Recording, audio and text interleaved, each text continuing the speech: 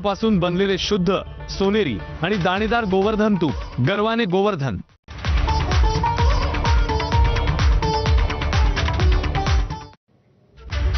आपण पाहता एबीपी माझा। ब्रेक नंतर 10च्या बातम्यांमध्ये पुन्हा एकदा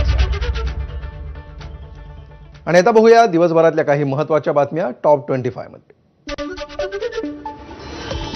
बुलढाण्याच्या लोणार परिसरामध्ये 4000 आदिवासी पाड्यांमध्ये पोहोचताना अनेक अडचणी, यावर उपाय म्हणून आपत्कालीन परिस्थितीमध्ये आदिवासी पाड्यांमध्ये ड्रोनद्वारे औषध पुरवठा करण्यासाठी अत्याधुनिक ड्रोन खरेदी। संतोष देशमुख यांना न्याय मिळावा यासाठी मस्साजोगमध्ये कॅन्डल मार्च। संतोष देशमुख यांच्या हत्येला आज 1 वर्ष पूर्ण। मुंबईतील वांद्रे कुर्ला संकुल परिसरामध्ये हवा गुणवत्ता खालावली। हवा अति वाईट श्रेणीमध्ये नोंद। सोमवारचा हवा गुणवत्ता निर्देशांक 309।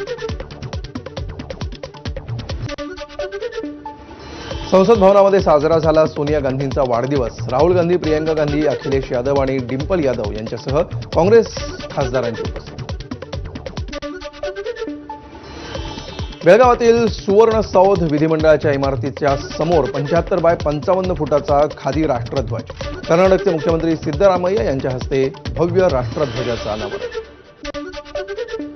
इंडोनेशियाची राजधानी जकार्तामध्ये 7 मजली इमारतीला आग। 20 जणांचा मृत्यू झाल्याची माहिती। आगीवर नियंत्रण।